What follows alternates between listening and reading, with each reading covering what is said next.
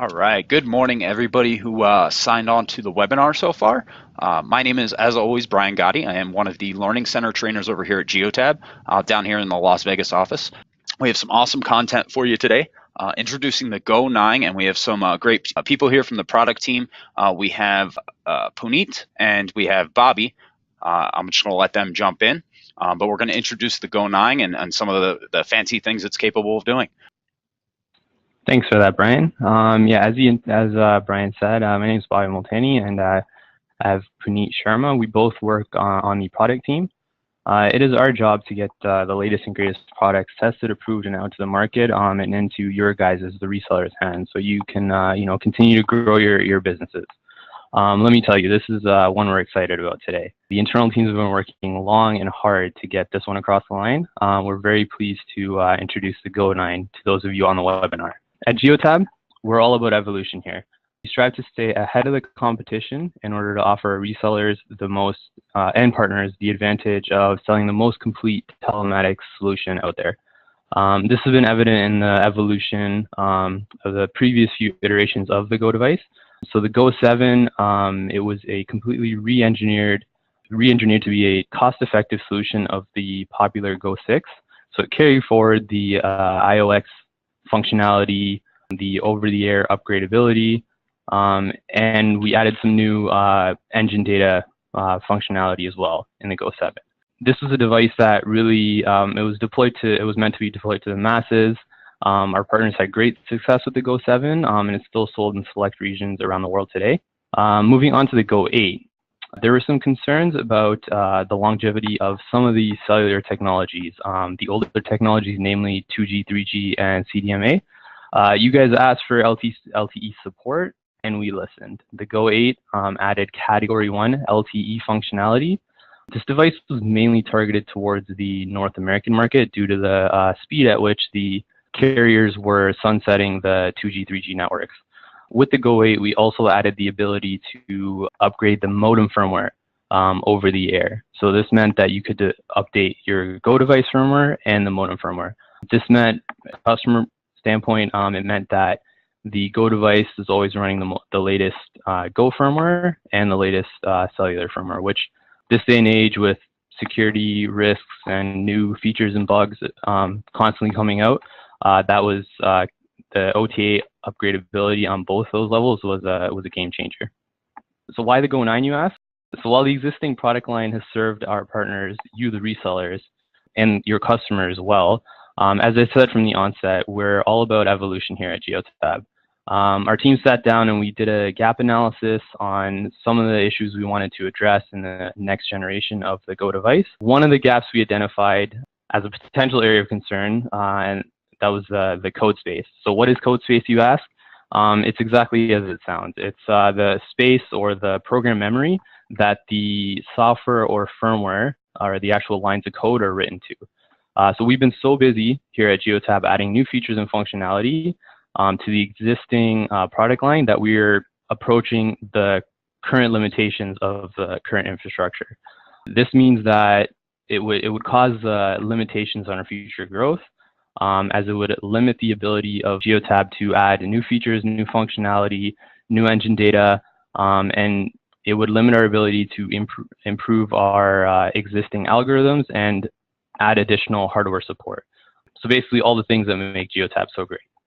There were two other gaps that we identified that directly affected the resellers and the installers. One was an issue of shelf stock, which I'm sure you guys come across all the time. You may order devices, they may be idle on the shelf and not installed right away. It could be weeks or months down the road that they're actually plugged in and start communicating. This means that once they do connect to the database, they could be running firmware that could be a few weeks old. This does not serve anyone well, either the customer, the reseller, or GeoTab, because you're then sometimes faced with issues that arise with the older firmware that may have already been fixed in the latest firmware. So this is something that we wanted to address in the next Go device. Finally, due to the rapid growth we've experienced over the past couple of years, we've had to introduce many different iterations or hardware SKUs. In the long run, this has become fairly burdensome for the reseller and the customer to easily identify which Go device you actually need. You have to determine which region, which carrier, and then there's a lot of other nuances with the SKUs. Having multiple SKUs, the issues that arise with it. So we really wanted a way to consolidate and limit the number of SKUs. So the GO9 is aimed at correcting and minimizing all of these gaps. It includes many hardware upgrades, which I'll touch on in a minute. It includes a brand new provisioning process, which Puneet will go over in detail. And the GO9 is the first Go device to support remote updating at 3 different levels of hardware. The GO9 will support OTA firmware updates at the Go device level, the modem level, and finally at the GPS module level. Again, what does this mean for you as a reseller and your customers? The GO9 will always be running the latest and greatest firmware, the most up-to-date, most feature-rich, and most secure firmware. So we keep saying the GO9 is the next-gen device this, device that, but really the GO9 is it's a new platform, and it's really the platform of the future.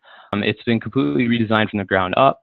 We've updated the technical specs. We've added more horsepower to open up additional use cases in the future. We've updated the hardware. We've updated internal circuitry to allow for more protocols to be supported out of the box.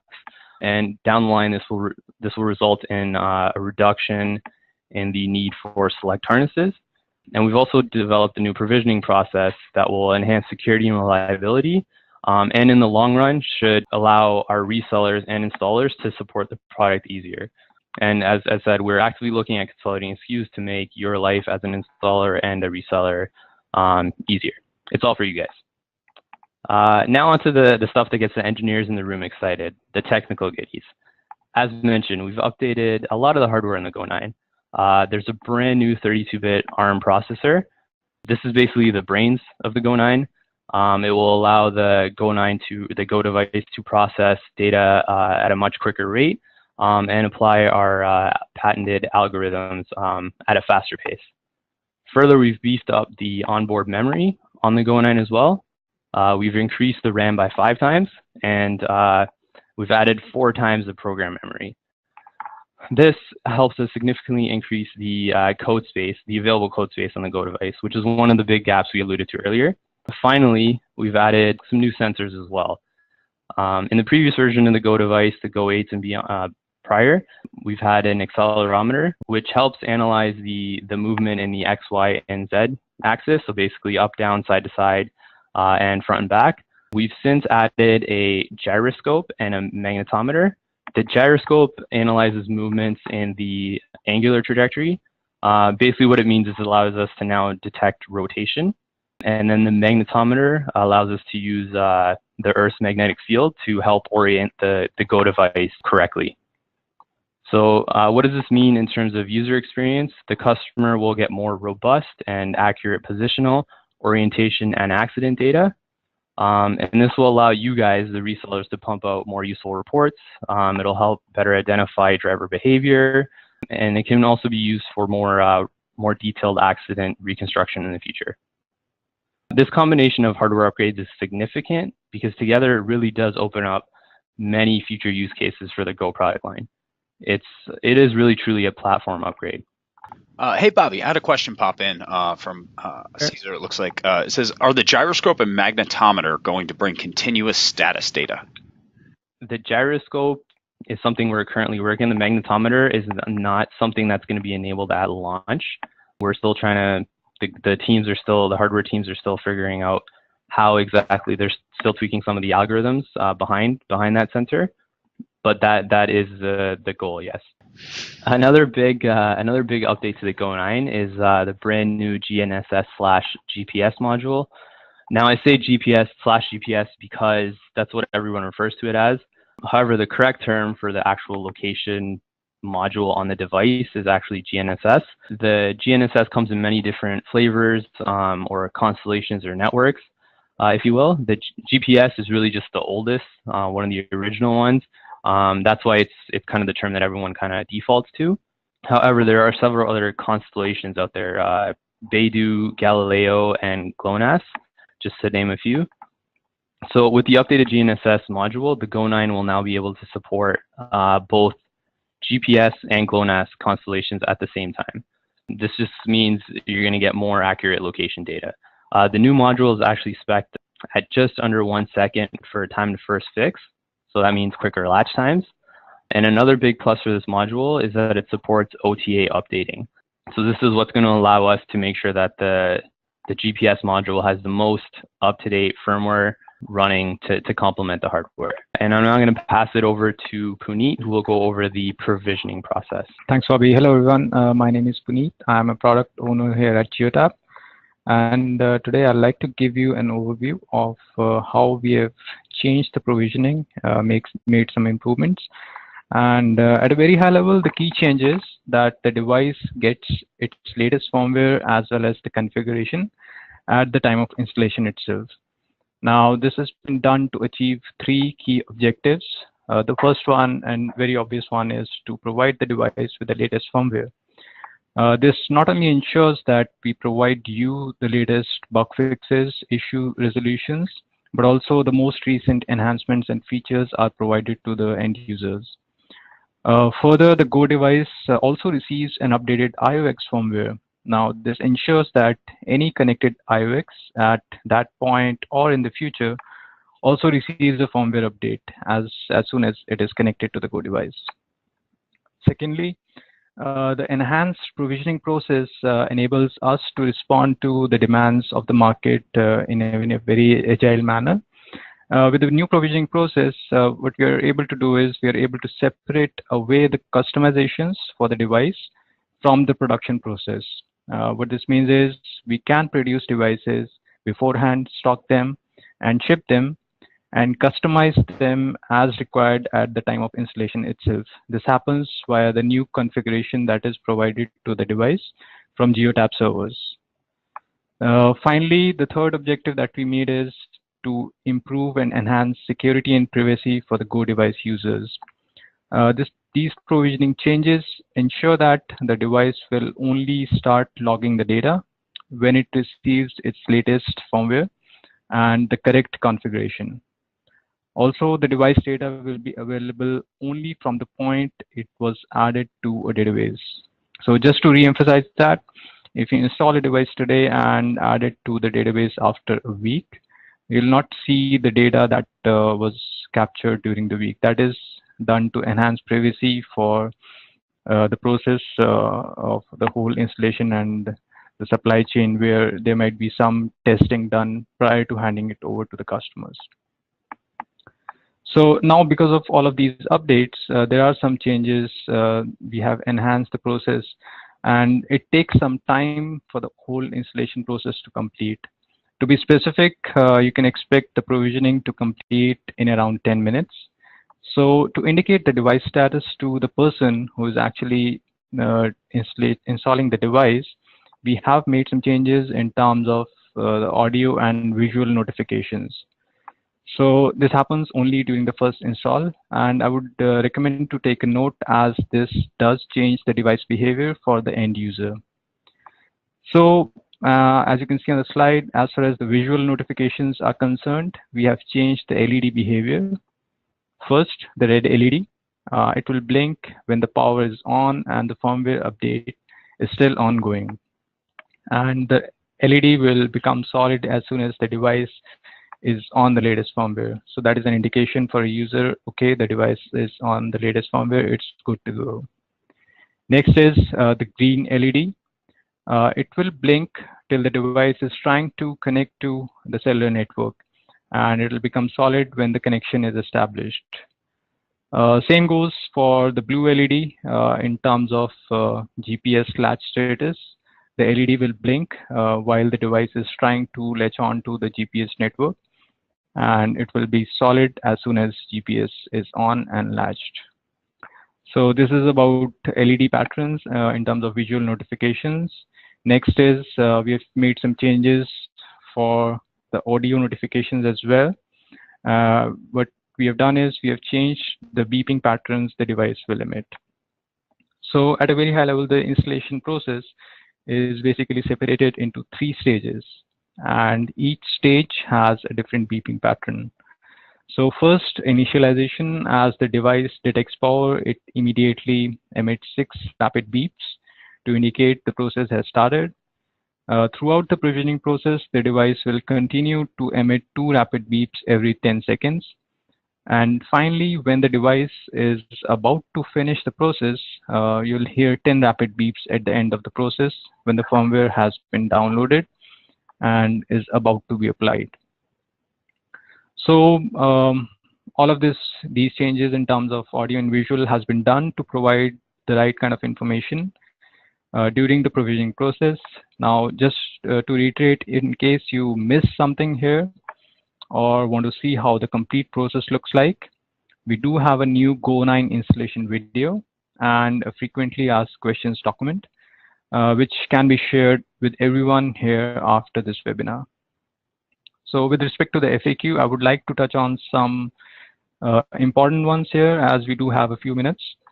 So the first one refers to the fact that the device should be added to a database before the installation is started. This is to ensure that the end users can see all the data from the point of installation going forward.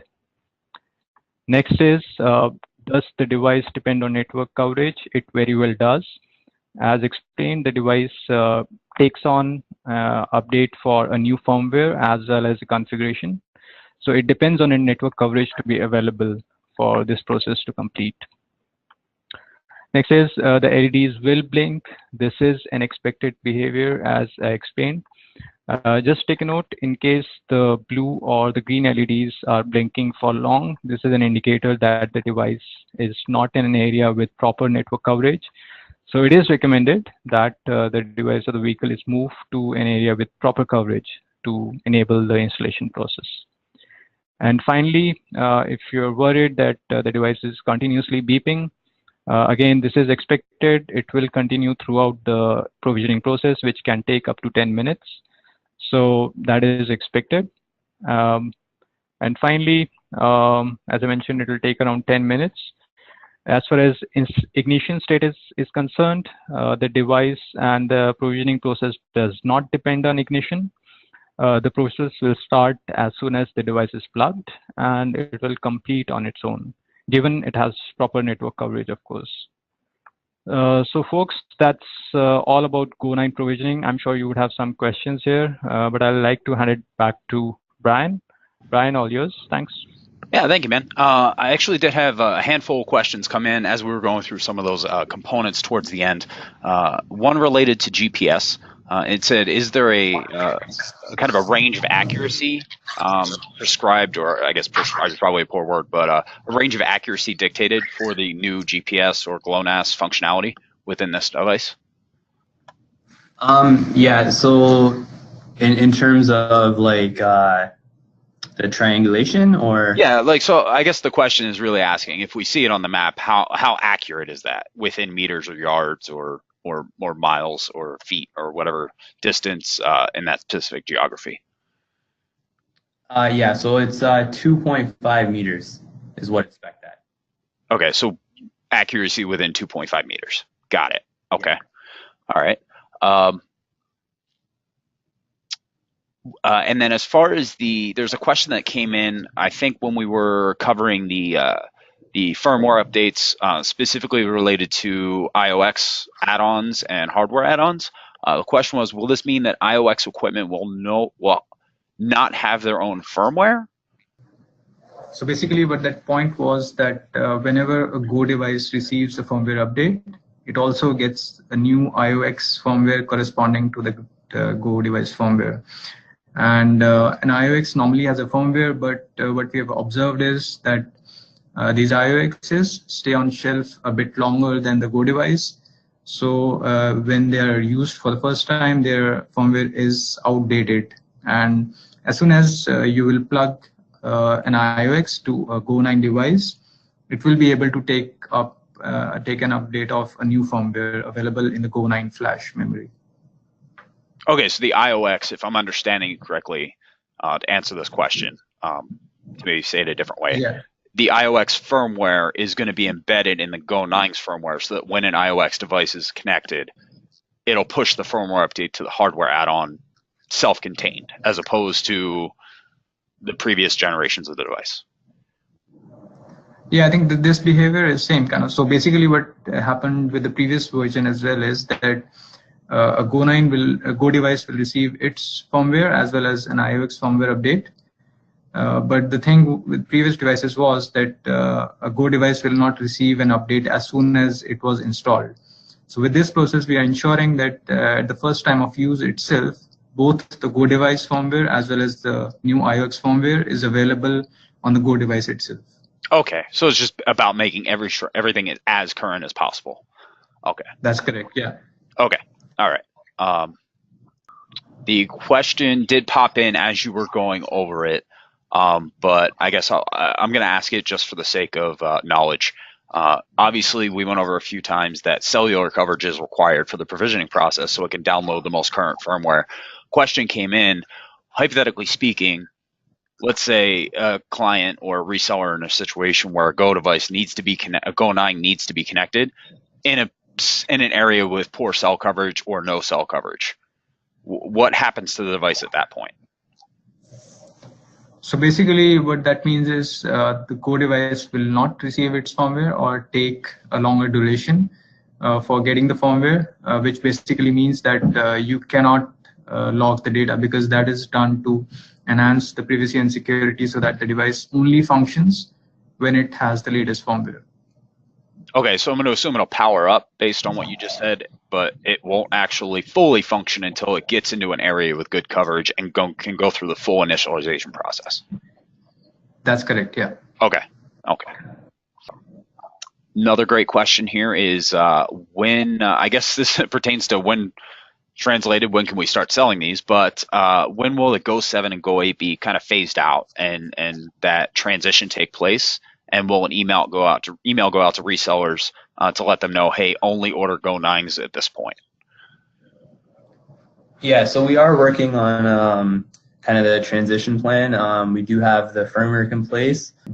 Prior to the Go9 launch, we'll communicate as SKUs are end of life. Just overall Go9 launch plans. We're first going to launch on the US carriers in the coming weeks. We're just finalizing some testing and whatnot, but that launch is imminent. It may be a limited quantity launch in the beginning. Those are things we're still confirming, and that'll be followed with the rest of North America, South America, Europe, or sorry, LATAM, and Europe as well. So those are the other SKUs that we're working on. But the initial launch of the Go9 will be the American carriers, and that is coming. As for SKUs that are end of life and replaced with their Go9 equivalents, we will communicate that, but beforehand. Okay. Another question here from Caesar. Current devices have what was called a test mode. After first installation or power reset, device turns to this mode. It allows, for instance, that device to beep when an auxiliary from an IOX aux is detected. I believe it would have. We'll have to confirm that and get back to you on that, Caesar. I don't see why it would be different. But yeah, we can confirm. Okay, so we'll just confirm that and we'll reach back out to Caesar. Okay, got it. Question here from another reseller. I know that specific makes and models require specific firmware. With it updating to the most recent firmware with the device, will the device know that it needs that specific firmware, or will it just automatically update? The device will update to whatever is determined as the most current stable production firmware at the time. If there's a specific SKU or something that this question is referencing, all that stuff will be handled via the provisioning packages and whatnot. But yes, it will update to the latest firmware, but before it starts communicating. Okay. And then the last three questions we got here, unless more come in. Oh, nope. More are coming in as we go, which is fine. Beeping continuously is not a desired behavior during installation. There are numerous reasons for this. Customer perception, installer sanity, low-vis end user installation. Is there a way to disable the beeping during installation? Yeah, right now, so this is a feature that we have worked on after getting some feedback. But yeah, we can take this feedback from you, from the resellers, from this meeting, and see what we can do. But as such, what we have heard is that the installers do want to know that what the process is still ongoing or not. So that's why the beeping was added. But we can look into that, how to, if we need to change that. How much longer will the Go7 be supported? So again, it depends which specific Go7 you're referencing, which Go7 SKUs. So I kind of gave a high level overview of the Go9 kind of time frame, the launch time frame. North America, or specifically the US, we're looking to we really don't have any Go7 SKUs. They've been replaced with Go8. And then those will be replaced with the Go9 as it is ready. Places like Europe and Asia and all that, those will get the Go9 equivalent as the development continues on that. But you will be given notice beforehand if that's what the concern is. Got it. Cool. Does the Go9 have 3G fallback, or is it a 4G and forward only device? So that depends on there is 3G fallback available. The AT&T variant has the 3G fallback, whereas the current ones, T-Mo and Verizon, are LTE Cat 1 only. Just kind of go. These are kind of all flowing in. I'm trying to kind of mitigate some of the overlap, and I'll answer these individually. So bear with me as I read through some of these. Is there going to be a change in the, I guess as far as the rate plans go, is the launch of the Go9 going to affect any of that? Due to, obviously, there's you're talking about a little bit more support and new sensors, I'd assume is where this question is coming from, that could potentially lead to more data points. Is there going to be a change in, obviously, the cost structure or some of the structuring of how that data is conveyed to the platform? Yeah, if the question is about the hardware costs, that is something that it's still under consideration at this point. It's with our the admin and those teams. So that's something that will be communicated before official launch. Oh, well, this was more in relationship to like the rate plans themselves, because obviously the rate plans, it's a tiered pricing based on the number of features enabled on the device. Because of more data consumption. Is that something that's going to change because the Go9 now could potentially send more data points with newer sensors? No. The rate plans, like the Pro Plus, and all that should still stay the same. Okay, all right. Is there a change to? This is a very good question. Is there a change to how frequently the device pings to the customer map on the MyGeotab platform to see the vehicle is moving? No, it will be the same as what you see in the Go8. Okay. So again, it depends on the rate plan that you're on, like Pro Plus. But yeah, there's no change from the Go8. Okay. Does the Go9 need to face the sky when installing in a light-duty vehicle like a Ford F-150 or a Honda Accords, or even when when upside down, will still get the proper GPS fix? No, it'll still get the proper GPS fix. The orientation doesn't matter. With the some of the algorithms we have with the accelerometer and the gyro and now the magnetometer, those will help orient it quicker. The device kind of goes through when it's first plugged in, it kind of goes through an initial I guess orientation process where it sees, okay, this is the device, this is the vehicle moving side to side, and it kind of uses those data points to see, okay, I'm plugged in this way in this orientation, and then that's how it determines what it is. So it's that allows for the installation to be very flexible. Okay, awesome. Another benefit to those added sensors, right? Is the gyroscope going to provide different paths on the map? For example, would we see tight loops if somebody spun out on ice? I don't believe it will. I'm not entirely sure how that it's going to be finally, or the final display will be on my GeoTab. The use cases are still somewhat being worked on by development. Okay. So it's under consideration. Will the GO9 have new functionalities or capabilities to obtain fuel information? So in terms of fuel information, I lumped that together with engine data. And as we mentioned earlier with the code space limitation, that was a concern that was coming up. So with the new code space, in theory, yes, we should be able to add more support for different engine data types, and more robust fuel data. But again, that's kind of a case by case scenario. Gotcha. Okay. Yeah, so that covers that. Unless anybody else has any other questions. Bobby, Puneet, I really appreciate your time in going over this with us. And I look forward to seeing everybody, I believe, in 2 weeks for our next Tuesday talk. And we'll let everybody get back to their day. Thanks, guys.